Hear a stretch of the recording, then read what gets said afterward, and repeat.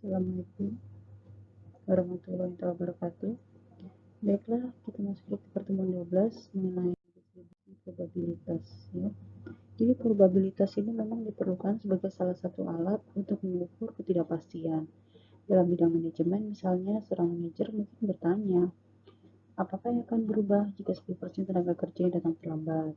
Nah, kalau dalam bidang kehutanan, mungkin seorang perencana akan bertanya, berapakah jumlah pohon yang layak ditebang dalam satu kompartemen hutan alam? Nah, kalau seorang pedagang mungkin akan bertanya, berapa jumlah pembeli yang akan datang untuk membeli barang dagangan di toko hari ini?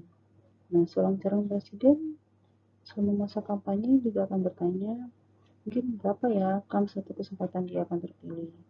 Nah, untuk menjawab pertanyaan ini, statistik ini memberikan sebuah alat yang dapat mengukur ketidakpastian namanya probabilitas.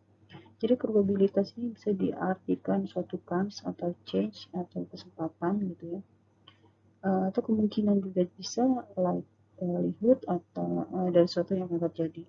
Nah, dalam statistik kata change dan likelihood itu digunakan untuk mendeskripsikan kemungkinan yang akan terjadi dalam suatu ruang dan waktu. Probabilitas itu memiliki nilai antara 0 sampai 1. Kalau nilainya 1, berarti kejadian 100% benar-benar terjadi ya. Kalau 0, ya mustahil akan terjadi. Nah, probabilitas ini bisa disusun berdasarkan nilai kejadian yang mungkin terjadi. Susunan probabilitas yang demikian disebut dengan distribusi probabilitas. Jadi suatu probabilitas, distribusi probabilitas itu dikatakan diskrit ya jika dibangun oleh variabel acak yang diskrit juga. Sedangkan suatu distribusi probabilitas dikatakan kontinu jika dibangun oleh variabel acak yang kontinu juga. Nah, distribusi probabilitas diskrit yang sering digunakan itu adalah distribusi binomial, Poisson, geometrik, hipergeometrik. Nah, sedangkan langkah distribusi kontinu yang sering digunakan adalah distribusi normal, eksponensial, log normal, dan Weibull. Nah, untuk distribusi probabilitas diskrit, distribusi binomial, nah ini mengasumsikan sebuah eksperimen dengan n percobaan yang masing-masing hanya memiliki dua kemungkinan ya, berhasil, gagal, berhasil atau gagal. Nah, di mana setiap percobaan ini tidak dipengaruhi oleh percobaan sebelumnya.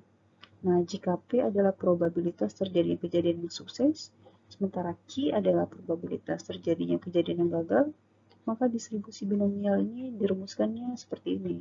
Px sama dengan untuk C ya, NCX, P pangkat X, Q pangkat N X. Contohnya nih ada pabrik, dia memproduksi meja untuk memenuhi kebutuhan ekspor. Nah, uji mutu kan dilakukan oleh tim manajemen untuk mengetahui kelayakan jual meja-meja tersebut kan.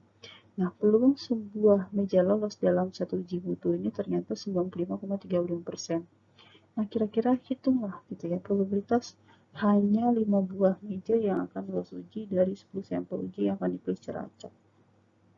Penyelesaian kan kita tahu bahwa peluangnya itu adalah 0,9535. Peluang gagalnya itu adalah 1 minus P gitu ya. Nah, jadi selisihnya, kemudian baiknya sampel itu adalah 10, kemudian variabel acaknya ada 5. Dan kita hitung ya, sehingga kita peroleh hasilnya sebagai berikut ya kan. Nah, kalau dengan Excel gimana? Kalau dengan Excel ya kita klik insert function ya pada toolbar, maka akan keluar jendela insert function. Kemudian pilih kategori statistik dan pilih menu select function, pilih binomis. Nah, pada number, nah ketikkan nilai X, kemudian isi trial dengan nilai N, dan isi nilai probability dengan nilai P. Oke, dan isi nilai kumulatif ya dengan nilai 0, maka tampak perhitungannya dan nilainya nanti akan sama gitu ya.